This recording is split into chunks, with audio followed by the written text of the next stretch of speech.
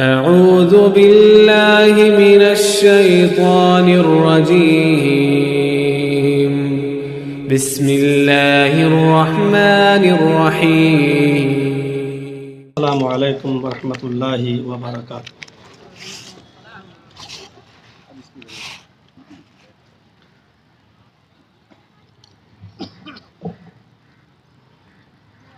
الحمد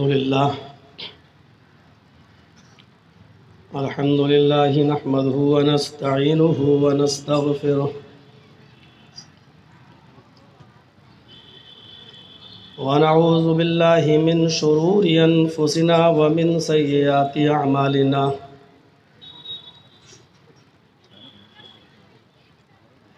من يهده الله فلا مضل له ومن يضلله فلا هادي له، وأشهد أن لا إله إلا الله وحده لا شريك له، وأشهد أن محمدا عبده ورسوله، أما بعد فإن خير الحديث كتاب الله،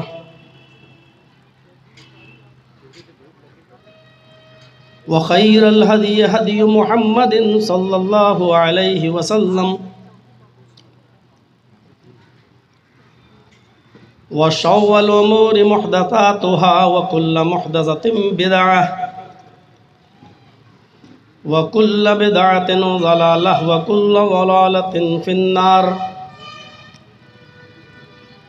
أعوذ بالله من الشيطان الرجيم، بسم اللہ الرحمن الرحیم۔ یا ایہا الذین آمنوا اتقوا اللہ ولتنظر نفس ما قدمت لغد، رب اشرح لی صدری ویسر لی امری واحلل عقدۃ من لسانی یفقہوا قولی۔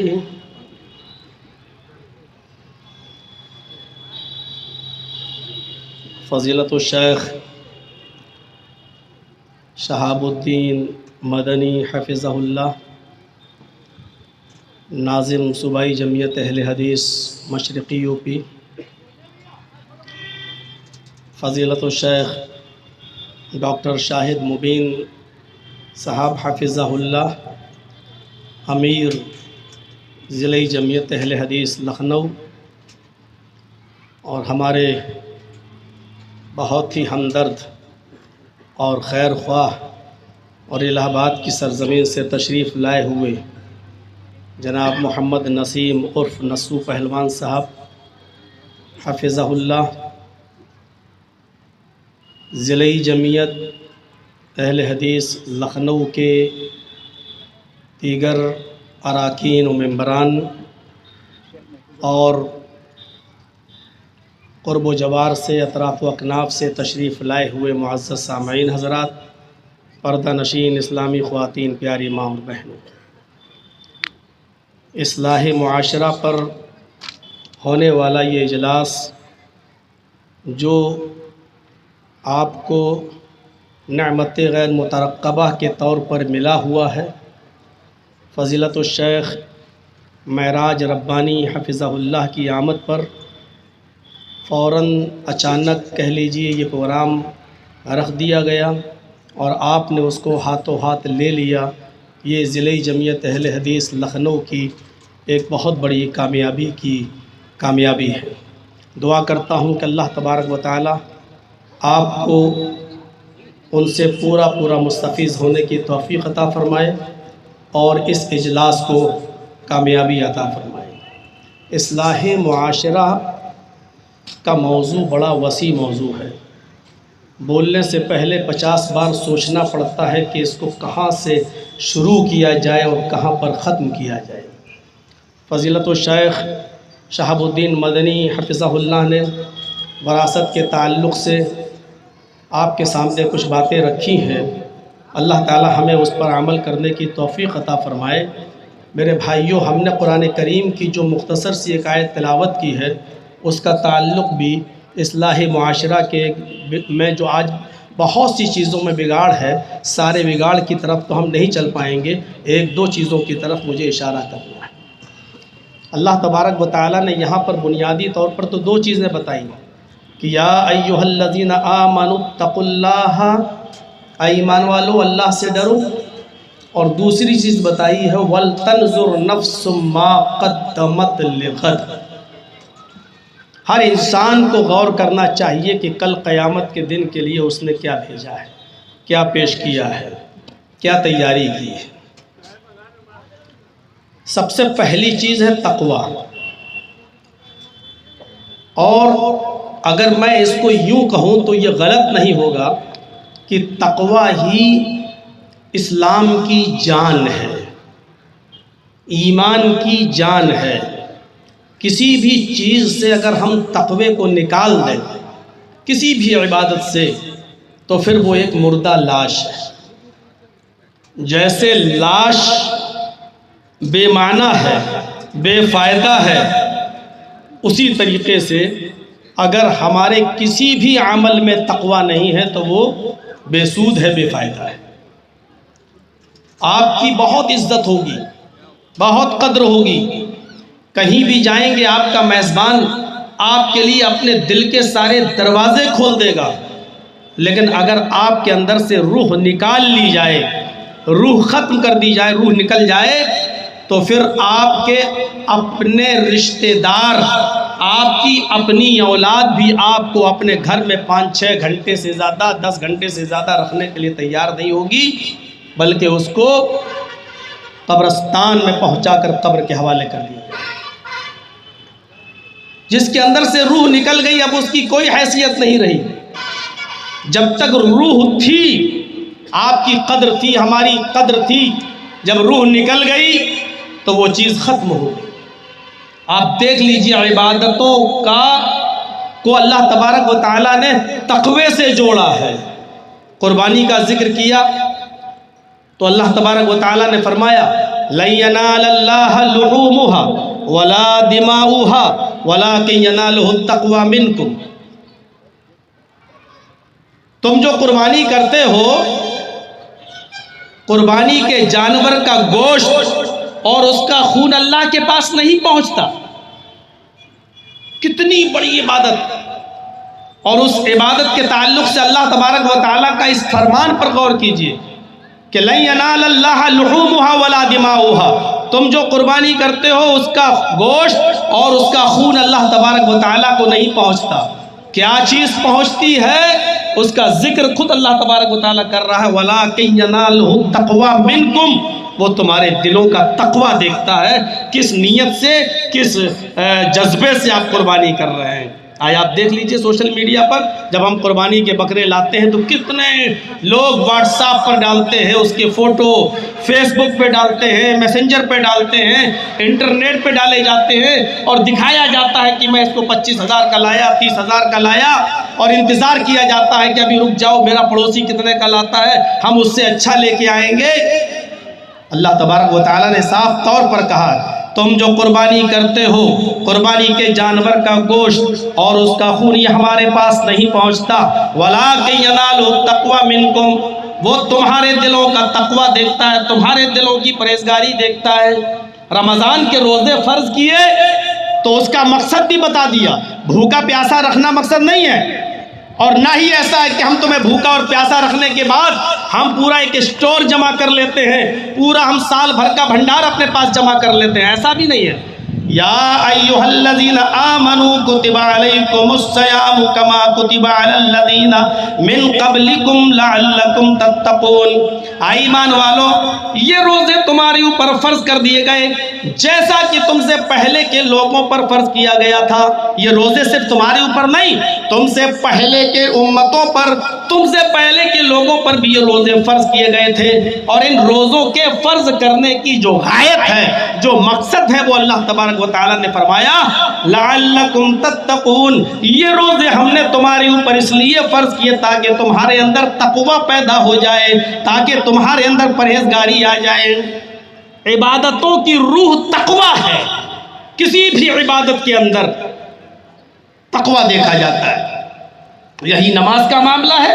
اگر نماز کے اندر بھی تقوی نہیں ہے، اللہ کے نبی فرماتے ہیں من صلی یرائی فقد اشرک، جس نے کسی دوسرے کو دکھانے کے لیے نماز پڑھی، جس نے کسی دوسرے کے ڈر سے نماز پڑھی، اللہ کے لیے نہیں، کسی دوسرے کے خوف سے کسی دوسرے کو دکھانے کے لیے اگر وہ نماز پڑھ رہا ہے، فقد کیا کہا؟ من صلی یرائی فقد اشرک، جس نے دوسرے کو دکھانے کے لیے نماز کا اہتمام کیا اس نے شرک کیا۔ میرے پیارے ساتھیوں، ہر وہ عبادت جس کے اندر تقوی نہیں ہے وہ بے سود ہے، بے مقصد ہے، بے معنی ہے۔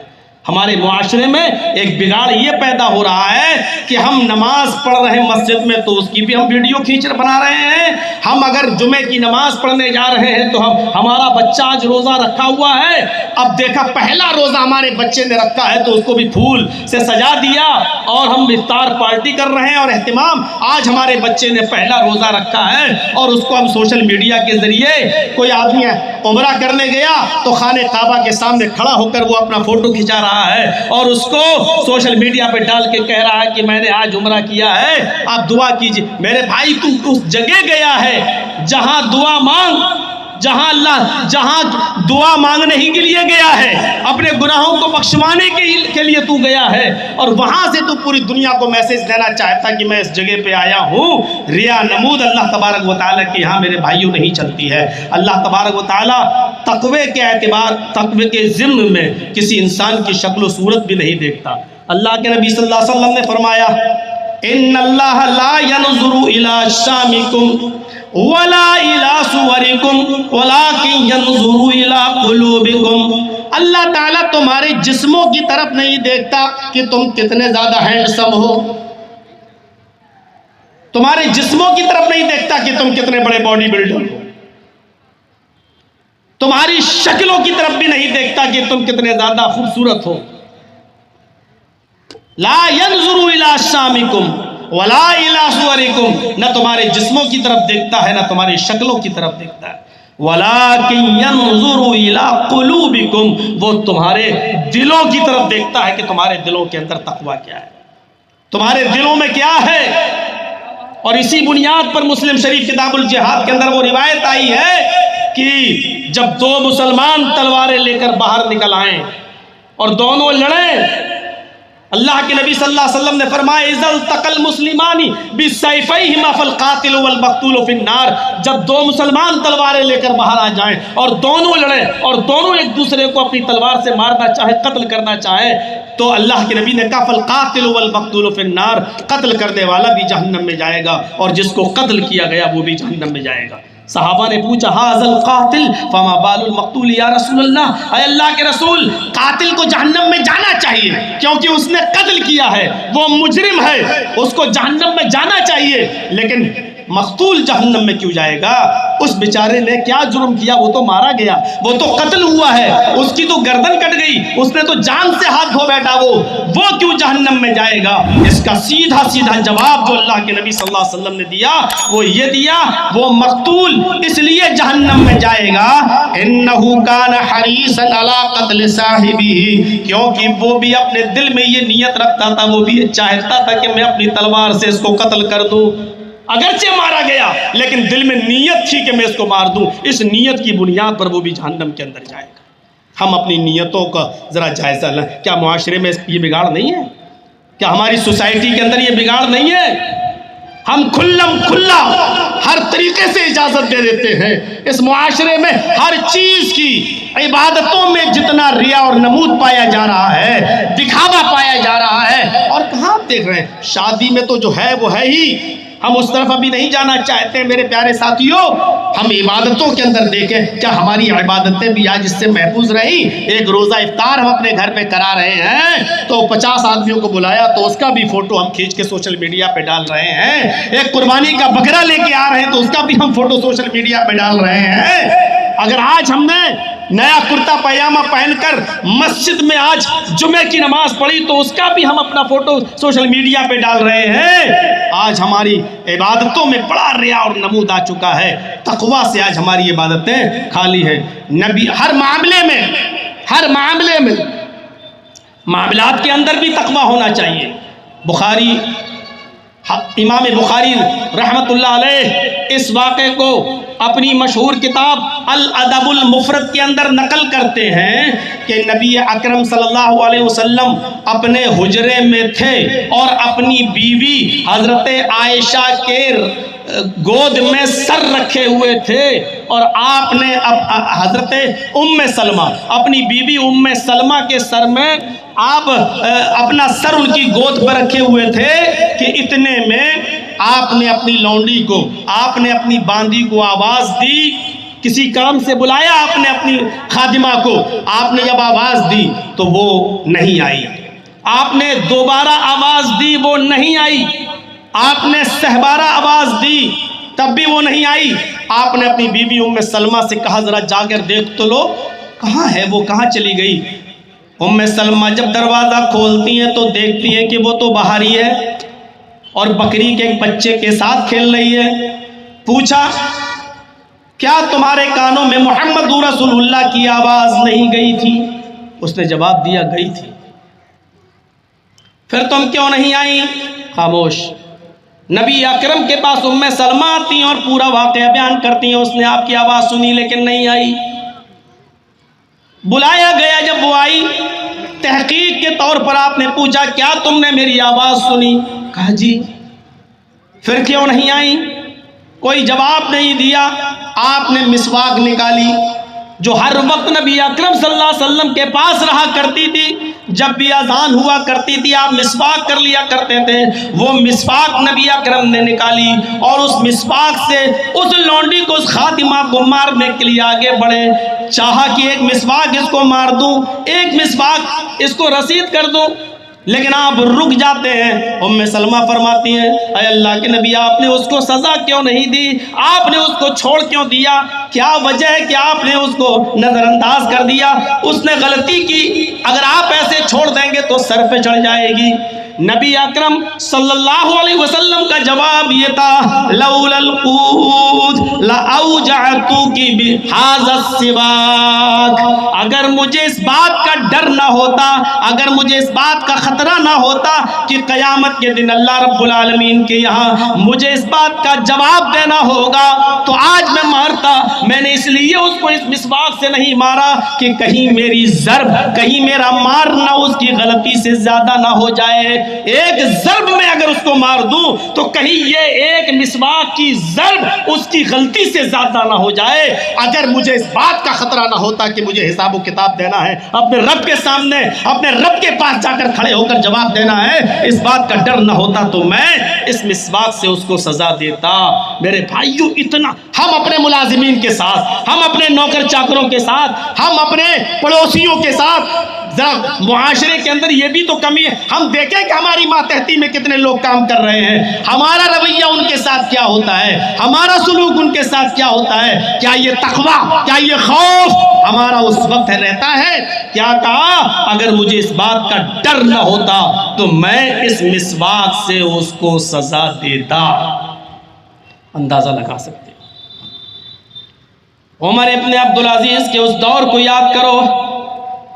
خادم سے کہا بڑے بڑے علاقے کے بڑے بڑے لوگ آتے ہیں، ان کے پاس مجھے ان پیوند زدہ کپڑوں میں جانا پڑتا ہے، ذرا مارکیٹ میں جاؤ، بازار میں جاؤ، میرے لیے 8 درہم کا ایک کپڑا لے کر آؤ۔ عمر ابن عبدالعزیز کا خادم 8 درہم لے کر جاتا ہے اور جو کپڑا مارکیٹ سے بازار سے خرید کر لاتا ہے عمر ابن عبدالعزیز کو دیتا ہے۔ عمر ابن عبدالعزیز اس کپڑے کو دیکھتے ہیں، آنکھوں میں آنسو آ جاتے ہیں اور کہتے ہیں کہ اس کو لے کر واپس جاؤ۔ استیعاب کے اندر علامہ ابن عبد البر نقل کرتے ہیں کہ اس کپڑے کو واپس کروایا اور فرمایا کہ جاؤ اس کپڑے کو واپس کر کے آؤ اور 6 درہم کا کوئی کپڑا مل جائے تو وہ لے کر آنا، اس لیے کہ یہ 8 درہم کا کپڑا بہت اچھا ہے، اتنا قیمتی کپڑا پہن کر میں کیا کروں گا، یہ 2 درہم جو بچ جائیں گے وہ کسی غریب کے کام آئیں گے، میں بیت المال میں جمع کر دوں گا۔ ان کا خادم رونے لگا، کہنے لگا امیر المومنین یہ آپ کو کیا ہو گیا ہے؟ فرمایا یہ میرا معاملہ، میں تمہیں بھیج رہا ہوں۔ فرمایا تم کیوں رو رہے ہو؟ عمر ابن عبدالعزیز نے اپنے خادم سے پوچھا کہ تم کیوں رو رہے ہو؟ اس خادم نے جو جواب دیا اس جواب کو سنیے، اور معاشرے کے اصلاح معاشرہ کے موضوع پر یہ خطاب سننے والوں ذرا غور سے سنیے۔ اس جواب کو سننے کے بعد ہم اپنی حالت پر بھی غور کریں، ہم اس طرف بھی آئیں گے، لیکن اس جواب کو پہلے سنیے جو ان کے خادم نے دیا ہے۔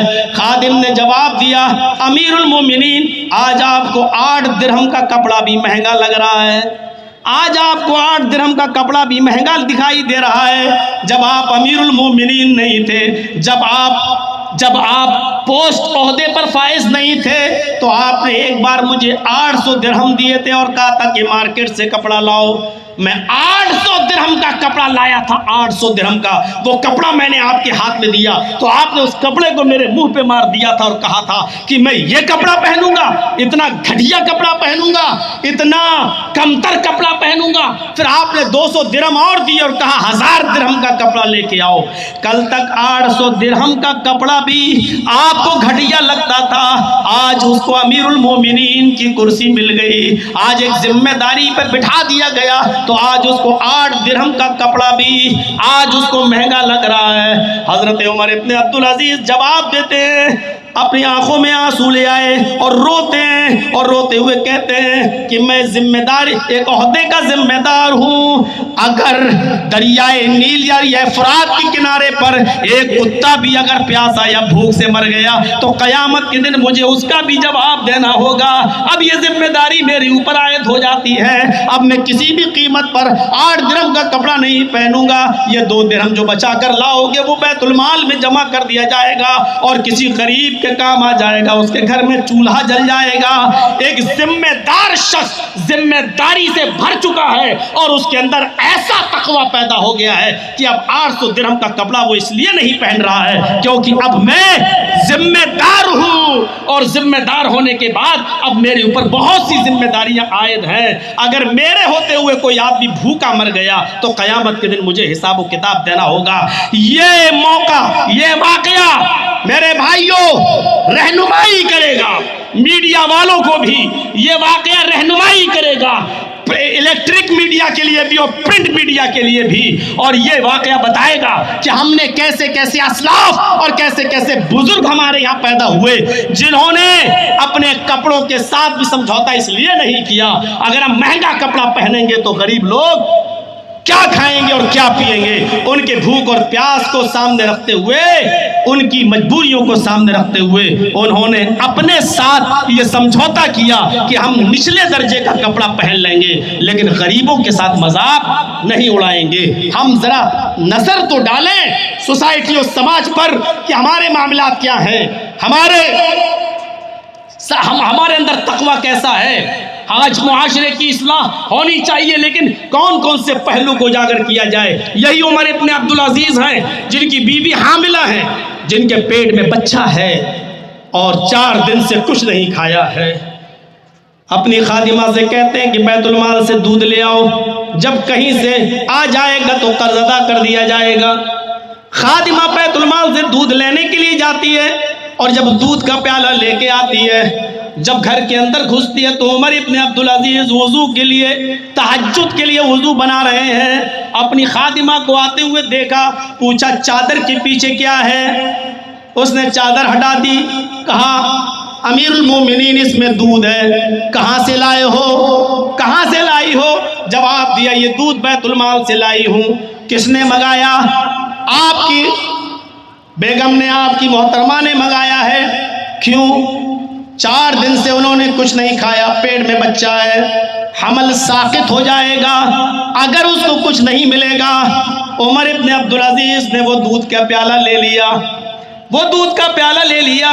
بیوی کہتی ہے اپنے شوہر سے، میرے سرتاج میں اپنے لیے نہیں پی رہی ہوں، اس بچے کے لیے جو پیٹ میں ہے، جو آپ کی امانت اس پیٹ کے اندر پل رہی ہے اس کے لیے ہے۔ عمر ابن عبدالعزیز کا جواب سنیے میرے پیارے ساتھیوں، اس جواب کو سنیے جو جواب تذکرۃ الحفاظ میں علامہ شمس الدین ذہبی نے بھی نقل کیا ہے، استیعاب علامہ ابن عبد البر نے بھی نقل کیا ہے۔ اس الفاظ پر غور کیجئے جو حضرت عمر ابن عبدالعزیز نے جواب دیا، وہ جواب یہ تھا، میری پیاری بیوی یہ دودھ تمہیں پینے کو نہیں ملے گا۔ جواب دیا اس بچے کے لیے، یہ بچہ بھوکا مر جائے گا اگر اس بچے کو کچھ نہیں ملا۔ بیوی جب کھائے گی تو پیٹ میں بچے کو تقویت ملے گی، طاقت پہنچے گی، اور جب بیوی کو کچھ نہیں ملے گا تو بچہ کیا کرے گا؟ پیٹ میں مر سکتا ہے۔ فرمایا بیوی بچے سے کہہ دو، یہ الفاظ غور کیجئے استیاب کے، اس بچے سے کہہ دو جو تیرے پیٹ میں پل رہا ہے، جو میری امانت ہے، اگر مسلمانوں کی امانت میں خیانت کر کے اس بچے کیا زندہ رہنا ضروری ہے تو اس بچے سے کہہ دو کہ تیرے باپ کو تیرا مرنا گوارا ہے، تیرے باپ کو تیری موت گوارا ہے۔ اے میرے بچے، اگر اپنی ماں کے پیٹ میں تو مرتا تو مر جا، تیری موت تیرا مر جانا مجھے اس غذا سے بہتر ہے جو مسلمانوں کی امانت میں خیانت کر کے کھلائی جائے، اور اس کے مال سے بڑھ کر پرورش پا کر تو پیدا ہو۔ مجھے اس مال سے مجھے اس مال کے کھلانے اور پلانے سے بہتر ہے کہ بچہ مرا ہوا پیدا ہو۔ جاؤ اس پیٹ کے بچے سے کہہ دو۔ یہ کون سا تقوی کی کون سی معراج تھی؟ اس کو آپ تقوی کی کون سی سیڑھی کہیں گے، کون سی لفٹ قرار دیں گے؟ میرے بھائیوں، معاشرے کے اندر اور سماج کے اندر ہم نے حرام بزنس کھول رکھے ہیں، حرام کاروبار قدم قدم پر۔ آج کوئی بزنس اٹھا کر دیکھ لو میرے بھائیوں، اگر وہ بظاہر حلال ہے تو اس کے اندر ہم جھوٹ بول بول کے اس کو ہم حرام کر لیتے ہیں۔ آج کسی ایک بزنس کو اٹھا کر دیکھو، کوئی ایک کاروبار اٹھا کر دیکھو، بظاہر اچھا لگتا ہے، لیکن جب ہم اس میں گھستے ہیں اور اس کی تہ میں جاتے ہیں تو پتہ چلتا ہے کہ اس میں بھی ہزاروں قسمیں کھا کھا کر کسٹمر کو بے وقوف بنایا گیا ہے۔ آج نظریں تو ڈالیے آپ سماج اور سوسائٹی کے اوپر، جبکہ تقوی کا بہت گہرا ساتھ ہے عبادت سے۔ نبی اکرم صلی اللہ علیہ وسلم سے ایک صحابی نے کہا، اللہ کے نبی مجھے ایسا کوئی ورد، کوئی وظیفہ بتا دیجئے کہ میں مستجاب الدعوات ہو جاؤں، میں جو بھی دعا کروں قبول ہو جائے، مجھے کوئی ایسا عمل بتائیے۔ اللہ کے نبی صلی اللہ علیہ وسلم نے اس کو یہ نہیں کہا کہ نماز پڑھو، اللہ کے نبی نے اس سے یہ نہیں کہا کہ تم روزہ رکھو، اللہ کے نبی نے اس کو جو ایک عمل بتایا وہ عمل یہ تھا کہ تم حرام لقمہ کھانا چھوڑ دو، حلال روزی کھانا شروع کر دو، تم مستجاب الدعوات بن جاؤ گے۔ میرے پیارے ساتھیوں، ہم نظر ڈالیں اپنے بزنس پر اور اپنے کاروبار میں، اور پھر سوچیں کہ ہم وہ کھا کے مال حرام، اور پھر ہمارے نطفے سے وہ بچے پیدا ہوں جو ابن قیم بنے، ابن تیمیہ بنے، ابن الجوزی بنے، احمد ابن حنبل بنے، امام مالک بنے۔ کہاں سے یہ تصور؟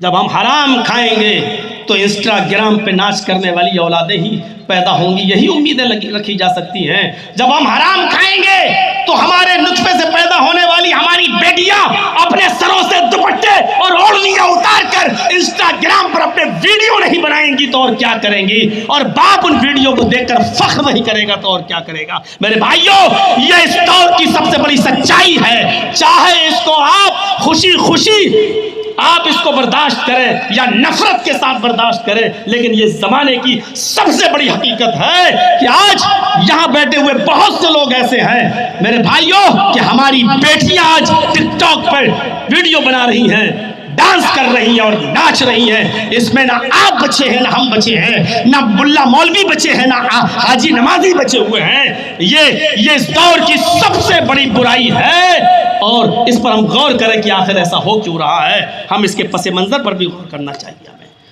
چونکہ ایک شق ہی مجھے نہیں بتانا ہے، مجھے دوسری شق کی طرف بھی چلنا تھا، اس لیے میں ذرا اس طرف بھی آنا چاہتا ہوں۔ تھوڑا سا ایک اور واقعہ بتا دوں، یہ کون سا معاملہ تھا کہ امام احمد ابن حنبل کے پاس ایک عورت آتی ہے، بوڑھی عورت، بڑھیا، اور کہتی ہے احمد ابن حنبل سے، امام محترم میں چاند کی روشنی میں بھی سود کاٹتی ہوں۔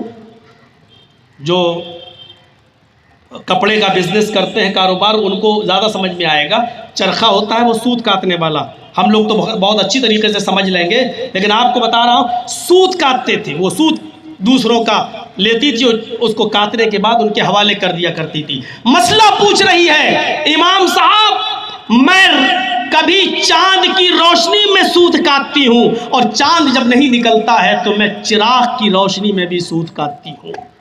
تو کیا کسٹمر سے دونوں کی قیمت ایک بتاؤں یا الگ الگ بتاؤں؟ چاند کی روشنی میں میرا تیل نہیں جلتا، میرا چراغ نہیں جلتا، اس کی قیمت کیا میں کم لوں؟ اور جب میں اپنا چراغ جلا کر سود کاٹتی ہوں اور کسٹمر کو دیتی ہوں، چونکہ اس میں ہمارا تیل لگتا ہے، تو کیا میں اس کی قیمت زیادہ لوں؟ کیا کروں؟ احمد ابن حنبل کے آنکھوں میں آنسو۔ آج کے زمانے میں یہ بوڑھی عورت جو قبر پہ پیر لٹکائے ہوئے اور اس کے تقوی کا یہ عالم، کہتے ہیں کہ ہاں اگر ہو سکے تو دونوں کی قیمت الگ الگ بتاؤ، یہی احتیاطی قدم ہے، یہی محتاط ہے۔ یعنی چاند کی روشنی میں جب سود کاٹو تو اس کی قیمت کچھ کم لو، اور جب چراغ جلا کر سود کاٹو تو اس کی قیمت کچھ زیادہ لو۔ جب وہ بوڑھی عورت جانے لگی تو احمد ابن حنبل نے لوگوں سے پوچھا، یہ بوڑھی عورت کون ہے؟ کون ہے اتنی متقی اور پرہیزگار عورت؟ جواب دیا، یہ قاضی بشیر کی بیٹی ہے، یہ قاضی بشیر کی بہن ہے جو اتنی نیک و فرما بردار ہے۔ میرے پیارے ساتھیوں، ذرا آپ اندازہ لگا سکتے ہیں امام احمد ابن حنبل کے دور میں بوڑھی عورتوں کے تقوی کا یہ حال تھا۔ کہاں چلا گیا؟ معاشرے کی کون کون سی اصلاح کریں گے آپ؟ سب سے بنیادی چیز یہ کہ ہم اپنے آپ کی اصلاح کر لیں اور تقوی اپنے اندر پیدا کر لیں۔ بہت سی چیزیں، اللہ کے نبی کے پاس وہ شخص آیا تھا، آپ کو معلوم ہے، جس نے اپنی 4 برائیاں بتائی تھیں، کیا ایک چھوڑ سکتا ہوں؟ تو آپ نے کیا کہا تھا؟ جھوٹ چھوڑ دے۔ جب جھوٹ چھوڑ دے گا تو ساری برائیاں اپنے آپ اس نے جھوٹ کو چھوڑا اور ساری برائیاں۔ آپ تقوی پیدا کر لیجیے اپنے اندر، پرہیزگاری اپنے اندر پیدا کر لیجیے، بہت سی برائیاں پرہیزگاری کی وہ تقوی کی بنیاد پر اپنے آپ چھوٹ جائیں گی۔ دوسرا پہلو ہے وَأَقِمِ الصَّلَاةَ یا ایھا الذین آمنوا اتقوا اللہ حق تقاتہ ولا یا ایھا الذین آمنوا اتقوا اللہ ولتنظر نفس ما قدمت لغد۔ کیا کہا؟ اللہ سے ڈرو، اور ہر انسان کو غور کرنا چاہیے کہ کل قیامت کے دن کے لیے اس نے کون سی تیاری کر رکھی ہے۔ کل قیامت کے دن کے لیے دنیا 60 70 80 سال، بس اس سے زیادہ آپ نہیں جی پاؤ گے۔ یہ فیکٹ ہے، یہ حقیقت ہے۔ دنیا میں بہت سے ادھرمی اور دہریہ اور کمیونسٹ اللہ کا انکار تو کر سکتے ہیں، لیکن موت کا انکار کرنے کی جرات ان کی بھی نہیں ہے۔ یہ وہ حقیقت ہے کہ آپ کا دوست ہو یا دشمن، اس کا اقرار کیے بغیر نہیں رہ سکتا ہے، موت آنی ہے۔ کل قیامت کے دن کے لیے کون سی تیاری کی؟ ہمارے اسلاف، صحابہ، تابعین، تبع تابعین اپنی نیکیوں کا حساب رکھا کرتے تھے۔ الادب المفرد میں امام بخاری رحمۃ اللہ علیہ نقل کرتے ہیں، حضرت زید بن ثابت کے یہاں ایک مہمان آیا جو انہوں نے اپنی 2 منزلہ دوسری عمارت کے اوپر انہوں نے ان کو ٹھہرایا۔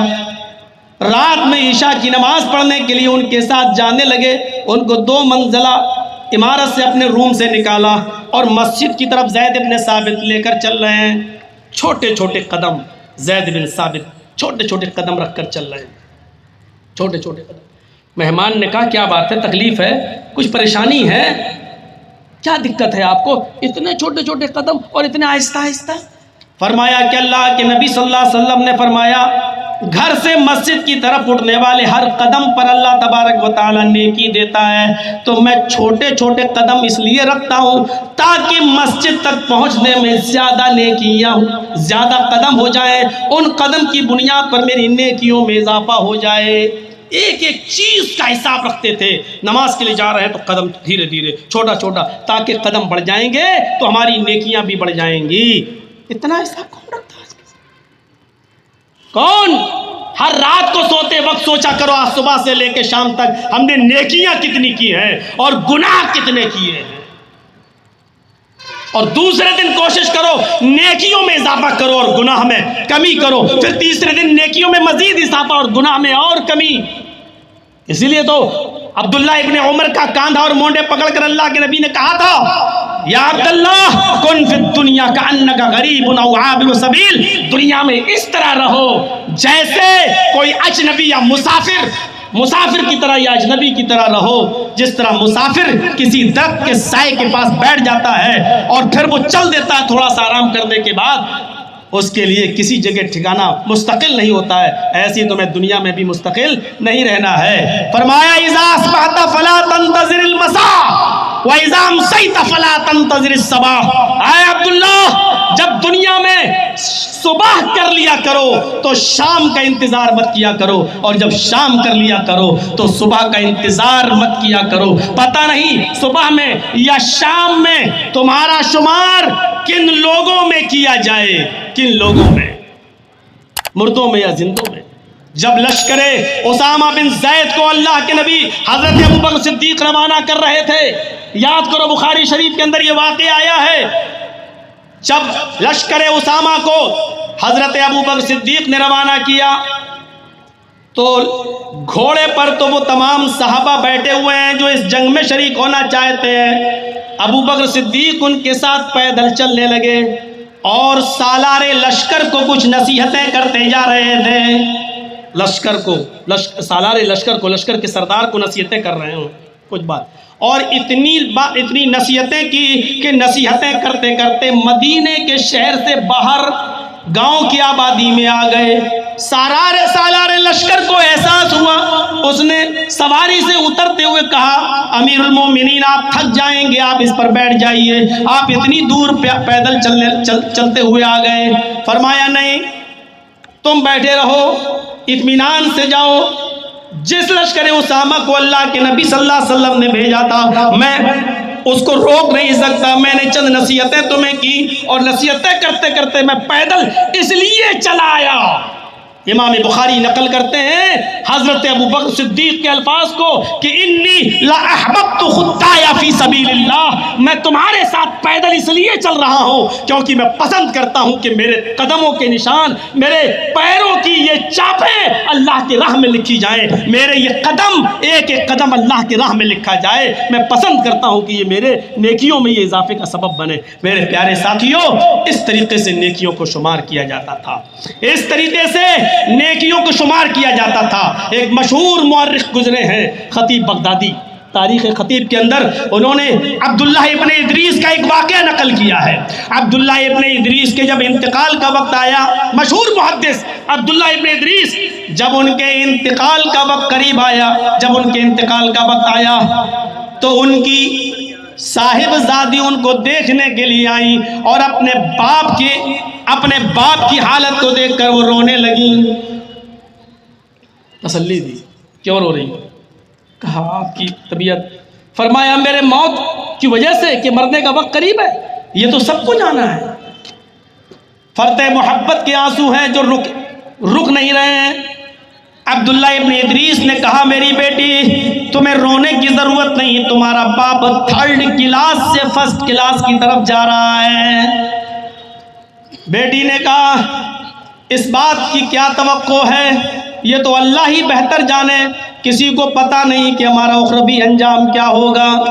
فرمایا میری بیٹی بالکل صحیح کہہ رہی ہے, اس بات کا علم تو کسی کو نہیں ہے, لیکن ایک امید تو لگائی جا سکتی ہے, ایک توقع بھی کی جا سکتی ہے. فرمایا ایسی کون سی نیکی ہے میرے ابو آپ کی کہ جس کی وجہ سے آپ توقع لگا رہے ہیں؟ تو عبداللہ ابن ادریس نے جو جواب دیا وہ سنیے. فرمایا میری بیٹی تم گھر کے جس حصے میں جہاں رو رہی ہو, آنسو بہا رہی ہو, اسی گھر کے اندر تمہارے باپ نے اپنی پوری زندگی میں اب تک 4000 مرتبہ قرآن کریم کی تلاوت کی ہے. 4000 مرتبہ میں نے قرآن پڑھا ہے, 4000 مرتبہ میں نے قرآن کریم کی تلاوت کی ہے. میرے بھائیوں, تاریخ خطیب بغدادی کے اندر یہ واقعہ آج بھی درج ہے. اس واقعے سے اندازہ لگا سکتے ہیں کہ یہ تو اللہ کو معلوم ہے کہ کون جنتی کون جہنمی, کون بخشا جائے گا یا نہیں, لیکن ان کو اپنی نیکیوں پر امیدیں کیسی وابستہ تھیں اور کیا وہ سوچا کرتے تھے اور حساب رکھا کرتے تھے اپنی نیکیوں کا کہ میری بیٹی تم جہاں جس گھر میں رو رہی ہو, جہاں آنسو تمہارے گر رہے, اسی گھر میں میں نے اب تک 4000 مرتبہ قرآن پڑھا ہے. 4000 مرتبہ قرآن. میرے بھائیوں, تاریخ خطیب بغدادی کے اندر ایک جگہ 18,000 بھی آیا، لیکن اس پر علامہ احسان الہی ظہیر نے تھوڑا سا اس پر جو ہے شک کا اظہار کرتے ہوئے فرمایا کہ 18,000 قرآن تو سامنے نہیں آ رہا ہے، لیکن اگر کوئی شخص 3 دن میں ایک بھی قرآن اگر ختم کرتا ہے تو بھی اس کو 33 سال میں اس نے 4,000 قرآن پڑھ لیے ہوں گے۔ ہو سکتا ہے کہ ان کی عمر 60 سال رہی ہو سکتا ہے 70 سال رہی ہو، پڑھ لیا ہو۔ 5 دن میں اگر ایک قرآن بھی اگر وہ مکمل کر لیتے ہوں گے تو اس حساب سے 33 کی جگہ پر 40 سال 42 سال 45 سال میں انہوں نے قرآن ہو سکتا ہے پڑھ لیا ہو، لیکن یہ یقین میں لایا جا سکتا ہے 18,000 والی بات نہیں۔ پورے واقعے کو بتانے کا مین مقصد یہ ہے کہ اس طریقے سے وہ اپنے عملوں کا حساب کیا کرتے تھے، اس طریقے سے۔ اور حالات یہ تھے، آج ہم دیکھ لیں نماز، روزے، ان تمام عبادتوں کا حال، تو ہم انڈیا اور آسٹریلیا کے ورلڈ کپ کی وجہ سے ہم نماز عشاء چھوڑ دیتے ہیں کہ ہم بعد میں پڑھ لیں گے، ترک کر دیں گے۔ یہ احساس تھا۔ آج ہماری نمازیں جو چھوٹ رہی ہیں، میری بہنیں بھی سنیں، میری مائیں بھی سنیں۔ بخاری شریف کا یہ واقعہ غور کرو، حضرت انس اس حدیث کے راوی فرماتے ہیں کہ ایک جنگ ہو رہی تھی، جنگ تستر، جس میں ہمیں قلعے کو فتح کرنا تھا، قلعے کو حاصل کرنا تھا۔ یہاں سے ہم اندازہ لگائیں، اس قلعے تک ہم لوگ پہنچ بھی گئے، لیکن فجر کی نماز کا وقت ہو جاتا ہے۔ معاشرے کی دکھتی ہوئی رگ ہے یہ، غور کرو، فجر کی نماز کا وقت ہو جاتا ہے۔ حضرت انس کہتے ہیں کہ ہم لوگوں نے اشاروں میں باتیں کی، کیا ہونا چاہیے؟ اگر نماز پڑھنے لگتے ہیں تو اس قلعے کو حاصل کر لیں گے یہ کافر، اور اگر ہم تھوڑا سا اور محنت کر لیتے ہیں تو قلعے تک تو پہنچ ہی گئے، بس جھنڈا لہرانا باقی ہے۔ اشارہ ہوا، چلو ٹھیک ہے، بس قلعہ حاصل کر لو۔ قلعہ تستر کو حاصل کرنے کے لیے جنگ شروع ہوئی، اور تابڑ توڑ جنگ میں فوراً یہ لوگ کودے اور قلعے پر جھنڈا لہرا دیا۔ محمد رسول اللہ کا جھنڈا لہر گیا، اسلام لہر گیا، لیکن سورج نکل چکا تھا۔ بخاری کے صفحات پر نظر ڈالیے، سورج نکل چکا تھا، نماز تو پڑھ لی۔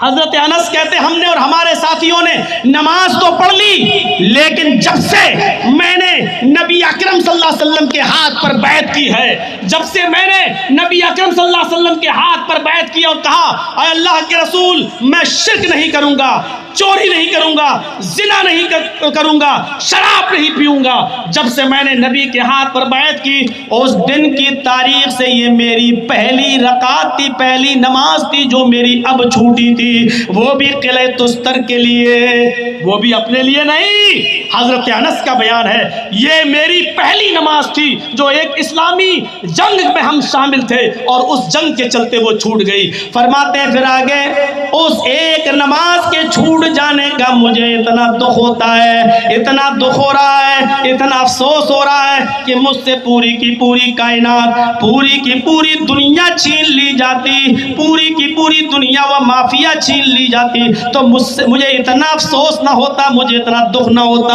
جتنا ایک وقت کی نماز کے چھوٹنے پر ہو رہا ہے۔ حضرت انس کے اس بیان کو آپ کیا کہیں گے؟ ایک وقت کی نماز جو ہماری چھوٹ گئی، ہمیں اس کا افسوس اتنا ہے کہ مجھ سے دنیا و مافیہ چھین لی جاتی تو ہمیں اتنا افسوس اور اتنا دکھ نہیں ہوتا۔ اس معاشرے میں رہنے والوں غور کرو، آج ہم اپنی فجر کی نماز میں اپنی مسجدوں کا حال دیکھیں، عشاء میں اپنی مسجدوں کا حال دیکھیں، معاشرے کے اندر کیا کیا اصلاح کی جائے۔ ابھی تو میں اس طرف آ ہی نہیں رہا ہوں اور نہ میں پہنچ پاؤں گا۔ جوا، شراب، غیبت، چغلی، حسد، بغض اور حسد سب سے زیادہ کن لوگوں میں؟ ابھی تو ان تمام چیزوں کی طرف بے پردگی، عیاری، شادی اور بیاہ کے اندر جہیز، اور جہیز کی ڈیمانڈ اور پھر اس ڈیمانڈ پر لڑکے والوں کا کرنا کہ میرا بیٹا تو پی ایچ ڈی ہے، لڑکی والوں کو ہمارے یہاں آنا، ادھر لڑکی والوں کا کرنا کہ نہیں ہماری بیٹی تو MBBS کر چکی ہے، لڑکے والے ہمارے گھر۔ یہ تمام وہ برائیاں ہیں جن پر روشنی ڈالنی ضروری ہے میرے بھائیوں، لیکن میں جانتا ہوں کہ میرے پاس بھی وقت نہیں ہے، 2:45 بجے تک کا ٹائم ہے، اور اس کے بعد میں پھر عصر کی اذان ہے اور نماز بھی ہے، اور پھر آپ کو اس عظیم خطیب کو بھی سننا ہے جس کے لیے آپ یہاں جمع ہوئے اور آئے ہیں، معراج ربانی صاحب کو۔ بس ایک طرف اور لے جانا چاہتا ہوں، آپ نبی اکرم کی پوری زندگی کا آپ مطالعہ کریے، آپ طائف کی سرزمین دیکھیے، مارا پیٹا، لیکن کبھی آپ نے اپنی زبان سے بد دعا نہیں دی۔ فرشتوں نے کہا کہو تو ہم ان لوگوں کو 2 پہاڑیوں کے بیچ میں رکھ کے پیس دیں، آپ نے کہا نہیں، آج یہ ایمان نہیں لائیں گے تو کل ان کی ہونے والی نسلیں ہم پر ایمان لائیں گی، آپ نے منع کر دیا۔ پوری زندگی اٹھا کر دیکھ لو، نبی اکرم نے کبھی کسی پر بد دعا نہیں دی۔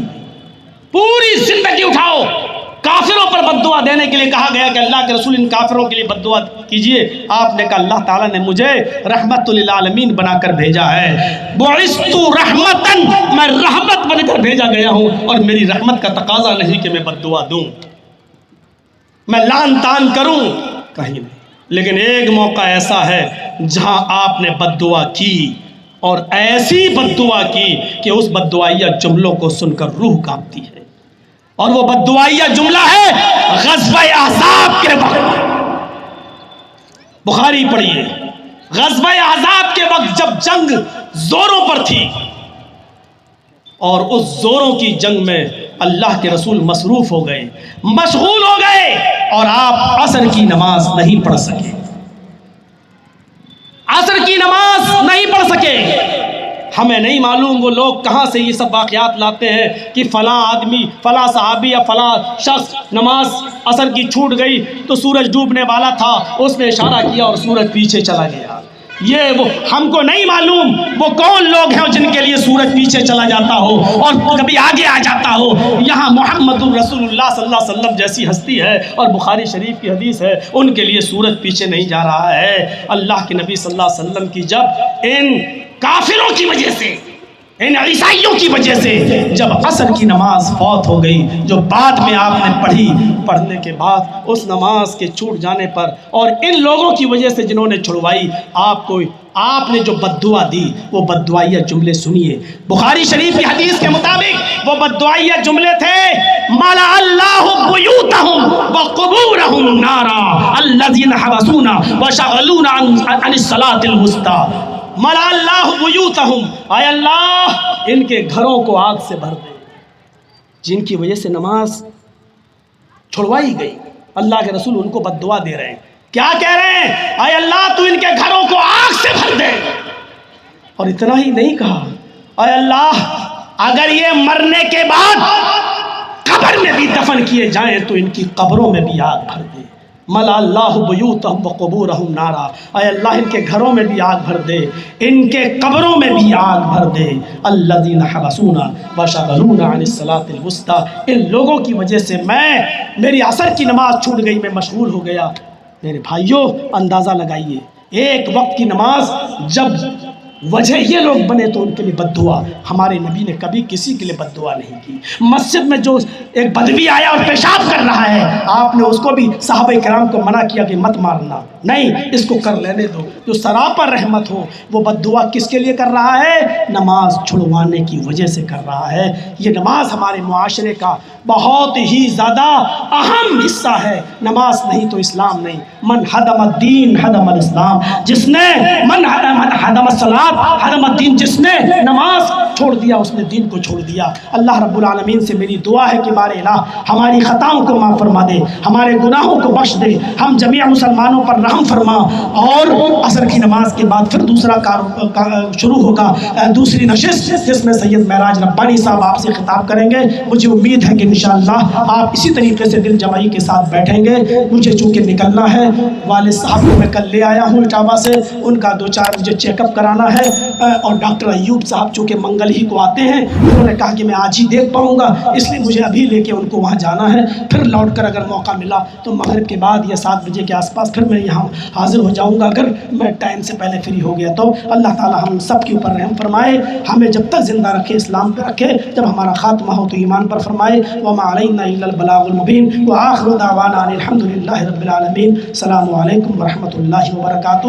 اور